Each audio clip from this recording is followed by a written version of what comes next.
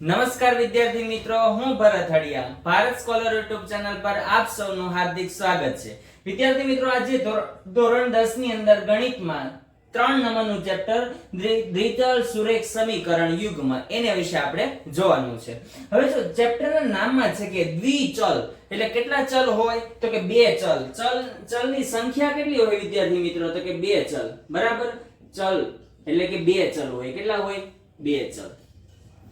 કયા બે ચલ તો કે કોઈ પણ હોય. a b લઈ શકો, અથવા તો x y હોય, અથવા તો m n હોય, અથવા તો p q હોય. બરાબર, આવી રીતે બે ની પેરમાં દ્વિચલ સુરેખ સમીકરણ. બરાબર.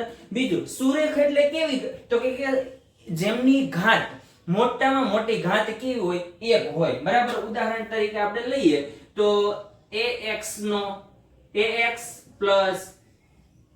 by c બરાબર 0. હવે ધ્યાન આપો, જો બધાની ઘાત કેવી છે? એક છે, એટલે કેવું બને? સુરેખ સમીકરણ બને. બરાબર. અને કેટલા ચલ છે તો કે એક અને બે ચલ. a અને b બંને c, a b અને c એ તો કોઈ પણ સંખ્યા આપણે લેશું. બરાબર, પણ ચલ કેટલા રહેશે તો કે એક અને બે. કયું?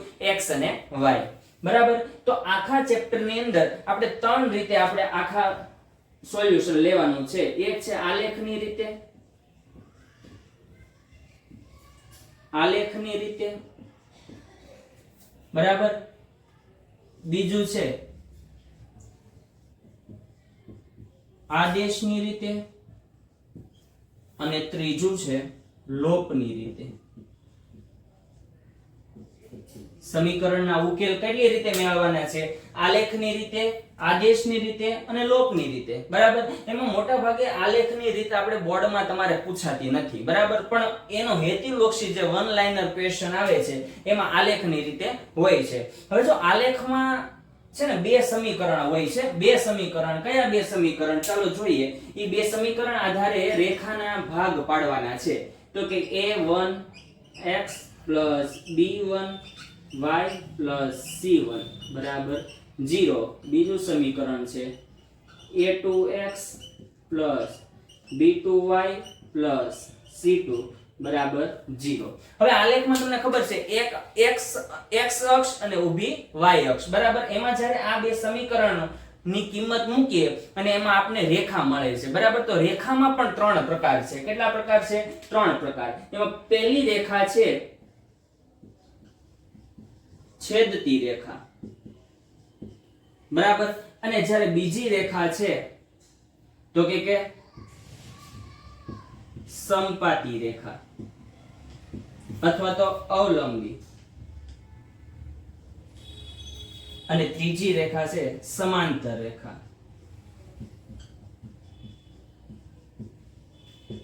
આ રેખાના પ્રકાર શેના આધારે પાડવાનો? તો કે આ બે સમીકરણના સમીકરણ 1 અને સમીકરણ 2 હું નામે આપી દઉં. બરાબર. સમીકરણ 1 અને સમીકરણ 2 ના જ્યારે ગુણોત્તર લેવામાં આવે ત્યારે એના આધારે આપવામાં આવ્યો. હવે ધ્યાન આપો, આમાં કઈ રીતનું હોય તો કે જ્યારે છેદતી રેખામાં જ્યારે x વાળા ગુણોત્તર લો a1 ના છેદમાં a2 not equal to b1 ના છેદમાં b2.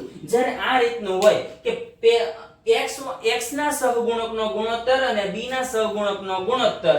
બરાબર. એટલે કે x અને y ના સહગુણકનો ગુણોત્તર જો સરખો ન હોય ત્યારે છેદતી રેખા મળે. બરાબર. છેદતી રેખા એટલે કઈ રીતની રેખા તો કે માની લો કે આ રેખા છે, એમાંથી કોઈ બીજી રેખા પસાર થાય. બરાબર. તો આ કેટલા બિંદુમાં છેદે છે? એક બિંદુમાં છેદે. એટલે આનો ઉકેલ કેટલા ઉકેલ મળે તો કે એક ઉકેલ મળે. ઉકેલ મળે.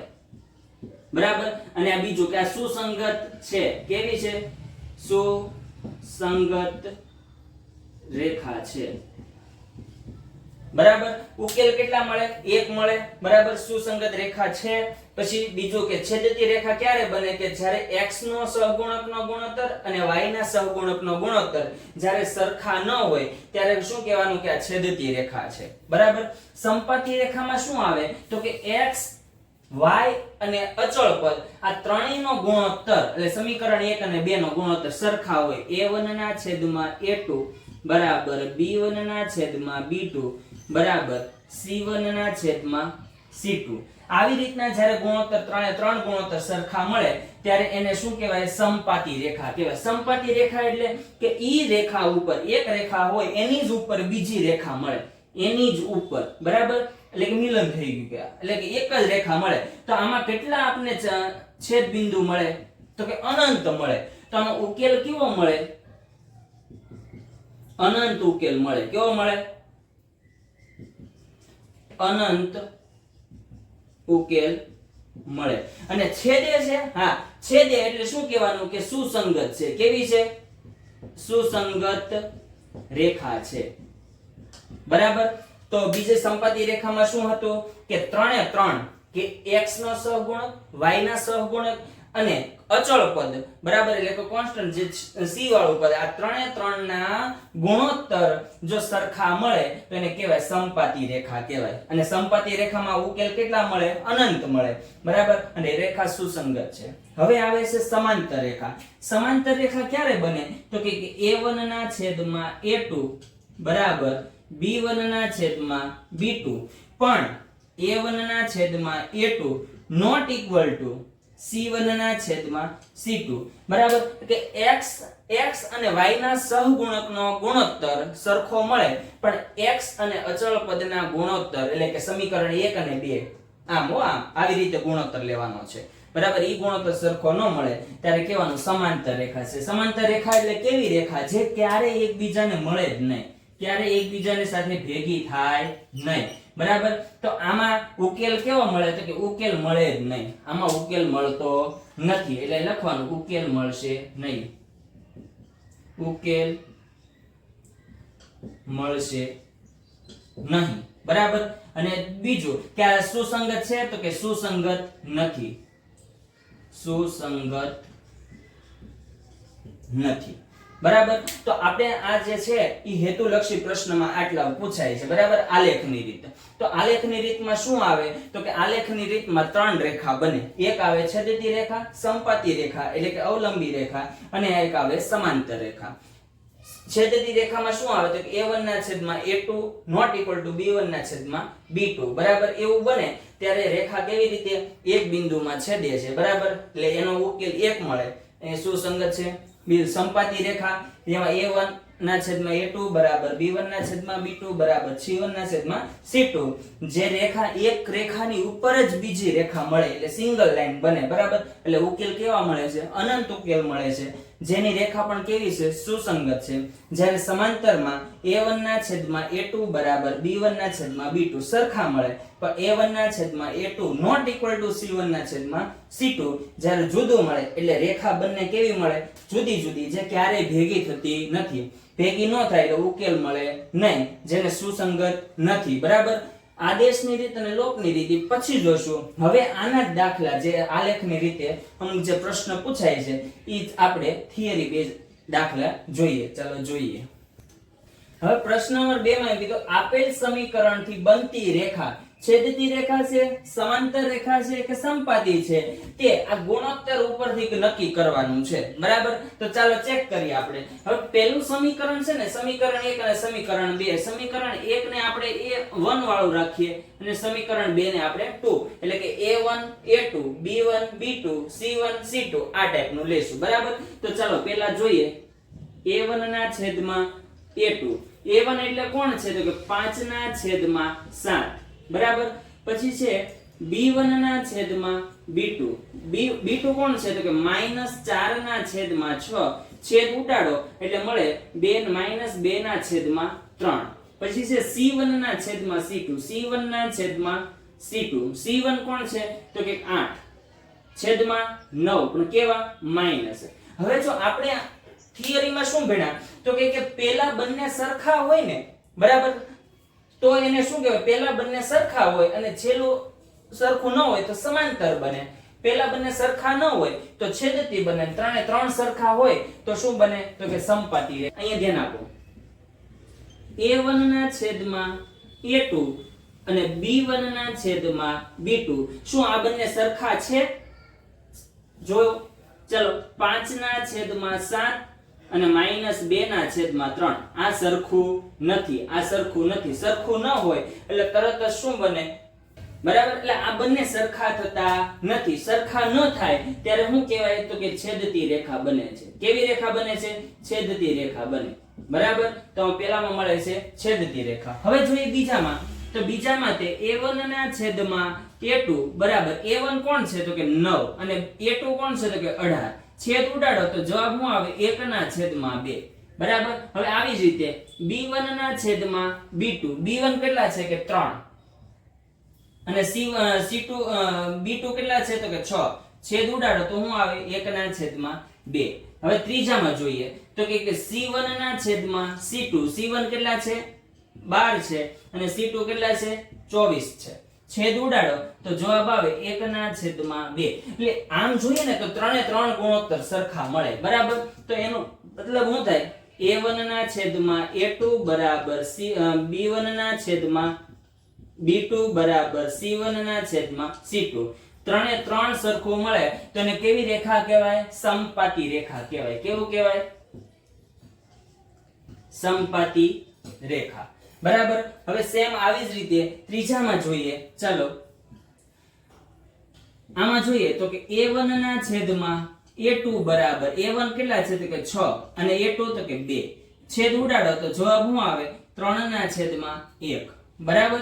હવે જો b1 ના છેદમાં b2. b1 કેટલા છે? તો કે -3 ના છેદમાં -1. માઈનસ માઈનસ પ્લસ થઈ જાય તો એનો પણ જવાબ આવે 3 ના છેદમાં 1. અને c1 ના છેદમાં c2. c1 કેટલા છે? તો કે 10. છેદમાં કેટલા? 9. છેદ ન ઉડે. બરાબર. તો આપણે દેખાય છે પહેલું અને બીજું એટલે કે a1 બરાબર a2 થાય. શું થાય? a1 ના છેદમાં a2 બરાબર b1 ના છેદમાં b2. આ બે સરખા થાય અને a1 ના છેદમાં a2 not equal to b1 ના છેદમાં b2. આ નથી થતું. બરાબર. આવું થાય ત્યારે કઈ રેખા બને? તો કે સમાંતર રેખા બને. કેવી રેખા બને? સમાંતર રેખા. બરાબર. જો ત્રણે ત્રણ દાખલા સરળતાથી સમજાઈ ગયા હોય તો વિડીયોને લાઈક કરો, શેર કરો, ચેનલને સબસ્ક્રાઇબ કરો. આની પછી આપણે જોવાનો છે પ્રશ્ન નંબર 3. એમાં પણ એ જ જોવાનું છે, પણ એમાં એવું કહેવાનું છે સુસંગત છે કે સુસંગત નથી, આટલું કહેવાનું. પણ આ જ કન્સેપ્ટ પર જોવાનું છે. તો ચાલો જોઈએ. હવે તો પ્રશ્ન નંબર 3 માં શું કીધું કે સુરેખ સમીકરણ છે એ સુસંગત છે કે સુસંગત નથી, એ આ ગુણોત્તર ઉપરથી જ નક્કી કરવાનું છે. હવે સુસંગત ક્યારે ન બને? તો કે જ્યારે સમાંતર રેખા હોય ત્યારે ન બને, બાકી બધામાં સુસંગત બને. બરાબર. તો સુસંગત ક્યારે ન બને? તો કે a1 અને a2 અને b1 b2 બંને સરખા હોય ને અને છેલ્લું c2 છે એ અલગ હોય ત્યારે સુસંગત નથી બનતું, બાકી બધા કિસ્સામાં બને છે. એટલે આપણે બહુ લાંબુ નહીં, આપણે તો આ ખાલી તમને દાખલા ન પૂછાય, આ ખાલી વન લાઇનરમાં પૂછાય, એટલે ખાલી જગ્યા ખરા ખોટામાં વિકલ્પોમાં ને એમાં પૂછાય છે. બરાબર. ચાલો જોઈએ શું કરવાનું છે. તો કે a1 ના છેદમાં a2 કેટલા છે? તો કે 3 ના છેદમાં 2. બરાબર. પછી b1 ના છેદમાં b2 કેટલા છે? તો કે -2 ના છેદમાં 3. બરાબર. અને c1 ના છેદમાં c2. c1 ના છેદમાં c2 કેટલા મળે? તો કે 5 ના છેદમાં 7.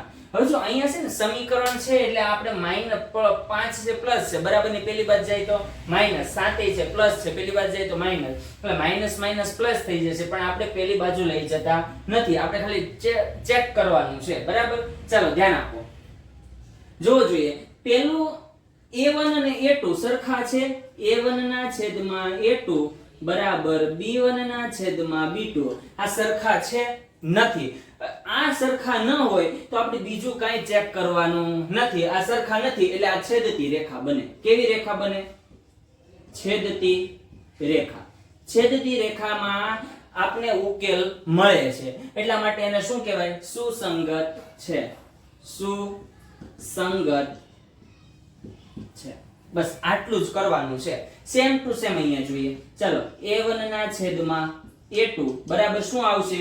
2 ના છેદમાં 4. 2 ના છેદમાં 4 એટલે 1 ના છેદમાં 2. બરાબર. પછી આવે b1 ના છેદમાં b2. b1 એટલે કેટલા છે? તો કે -3 ના છેદમાં -6. બરાબર. માઈનસ માઈનસ પ્લસ થઈ જશે. 3 દુ 6 એટલે 1 ના છેદમાં 2. હવે છેલ્લે મળે આપણને c1 ના છેદમાં c2. c1 કેટલા છે? તો કે 8 ના છેદમાં 9. 8 ના છેદમાં 9. હવે ધ્યાન આપો, a1 ના છેદમાં a2 બરાબર b1 ના છેદમાં b2 આ સરખા છે? હા છે. 1 ના છેદમાં 2 1 ના છેદમાં 2 સરખા છે. હવે જો છેલ્લું પણ 1 ના છેદમાં 2 છે નહીં, જુદું છે. એટલે એનો મતલબ કે આ સરખું છે અને આ સરખું નથી. a1 ના છેદમાં a2 not equal to c1 ના છેદમાં c2 આવું જ્યારે મળે ત્યારે રેખા કેવી મળે છે? સમાંતર મળે. કેવી મળે? સમાંતર રેખા. જ્યારે સમાંતર રેખા મળે ત્યારે સમીકરણ જે છે એ સુસંગત નથી. શું આવે એમાં જવાબ? આવે સુસંગત નથી. બરાબર? આ તમારો એનો ફાઇનલ આન્સર. હજી જેમણે વિડિયો લાઈક ન કર્યો હોય વિડિયો લાઈક કરી દેજો. જો ચેનલ ઉપર નવા આવેલા હો તો ચેનલને સબસ્ક્રાઇબ જરૂર કરજો. બરાબર? હવે જો દાખલા નંબર 3 માં શું છે તો કે a1 ના છેદમાં a2 બરાબર. ચાલો ધ્યાન આપો. a1 કેટલા છે તો કે 3 ના છેદમાં 2 અને a2 કેટલા છે 9. હવે જો આ છેદ અહીંયા જે છે ને એટલે આમ થશે 3 ના છેદમાં 9 દુને 18. તમે છેદ ઉડાડો એટલે 1 ના છેદમાં 6 આવે. બરાબર? અને b1 ના છેદમાં b2 b1 કેટલા છે તો કે 5 ના છેદમાં 3 ને -10. અહીંયા જો -10 છે એટલે ખાસ યાદ રાખજો 5 ના છેદમાં 10 તેરીને 30 પણ કેવા? માઈનસ. 5 6 30 એટલે જવાબ આવશે 1 ના છેદમાં 6 પણ કેવા આવશે? માઈનસ આવે છે. બરાબર? ધ્યાન આપો. c1 ના છેદમાં c2 c1 કેટલા છે તો કે 7 અને c2 તો કે 14 એટલે એનો જવાબ આવે 1 ના છેદમાં 2. હવે જો અહીંયા તમે ધ્યાનથી જોશો ને તો કોઈ મેચ થતો નથી. એ અહીંયા આવું રીતનું થાય છે. a1 ના છેદમાં a2 not equal to b1 ના છેદમાં b2. જો સંખ્યા સરખી મળે પણ ઉપર છે ધન છે નીચે છે ઋણ છે એટલે બંને સરખા થાય નહીં. સરખા ન થાય એટલે છેદતી રેખા થાય. બરાબર? a1 ના છેદમાં a2 not equal to b1 ના છેદમાં b2 આ રીતનો આવે એટલે શું બને છે? છેદતી રેખા. જો છેદતી રેખા હોય તો એને શું કહેવાય? સુસંગત છે. સુસંગત છે. બરાબર? સેમ ટુ સેમ અહીંયા પણ જોઈએ. a1 ના છેદમાં a2 દાખલા નંબર 4 ની અંદર તો એમાં શું આવે? 5 ના છેદમાં -10 એટલે 5 દુ 10 એટલે 1 ના છેદમાં 2 -1 ના છેદમાં 2. b1 ના છેદમાં b2 એટલે b1 કેટલા છે? -3 ના છેદમાં 6 એટલે એનો છેદ ઉડાડશો તો એ પણ જવાબ આવે -1 ના છેદમાં 2. બરાબર? અને c1 ના છેદમાં c2 તો એમાં શું આવે? 11 ના છેદમાં -22 જવાબ આવે -1 ના છેદમાં 2. ત્રણે ત્રણ ગુણોત્તર કેવા આવે છે? સરખા આવે. ત્રણે ત્રણ ગુણોત્તર સરખા આવે તો એને સમપાતી રેખા કહેવાય. સમપાતી હોય તો પણ એને શું કહેવાય? સુસંગત કહેવાય. કેવું કહેવાય? સુસંગત છે એવું કહેવાય. બરાબર? ખાલી સુસંગત ક્યારે ન બને તો કે સમાંતર રેખા હોય ને ત્યારે. છેદતી રેખામાં સુસંગત બને છે, સંપાતીમાં સુસંગત બને. સમાંતરમાં સુસંગત બનતું નથી. એટલે આમાં પેલામાં આવ્યું છેદતી, આમાં આવ્યું ત્રણે ત્રણ સરખા એટલે સંપાતી એટલે સુસંગત છે. હવે અહીંયા જોઈએ 5 નંબરના દાખલામાં a1 ના છેદમાં a2 a1 કેટલો છે તો કે 4 ના છેદમાં 3 આખાના છેદમાં 2 એટલે આમ થશે 4 ના છેદમાં 2 તેરીને 6 છેદ ઉડાડો એટલે 2 ના છેદમાં 3 આવે. બરાબર? b1 ના છેદમાં b2 b1 કેટલા છે તો કે 2 છેદમાં કેટલા? 3. બરાબર? c1 ના છેદમાં c2 કેટલા છે તો કે 8 ના છેદમાં 12 છેદ ઉડાડો એટલે 4 દુ 8 અને 4 તેરીને 12 એટલે જો ત્રણે ત્રણ ગુણોત્તર કેવા મળે? સરખા. ત્રણે ત્રણ સરખા હોય એટલે સંપાતી કહેવાય. સંપાતી હોય એટલે સુસંગત છે. શું છે? સુસંગત છે. એટલે આ દાખલા જો તમને સરળતાથી સમજાઈ ગયા હોય તો વિડીયોને લાઈક કરો, શેર કરો, ચેનલને સબસ્ક્રાઇબ કરો.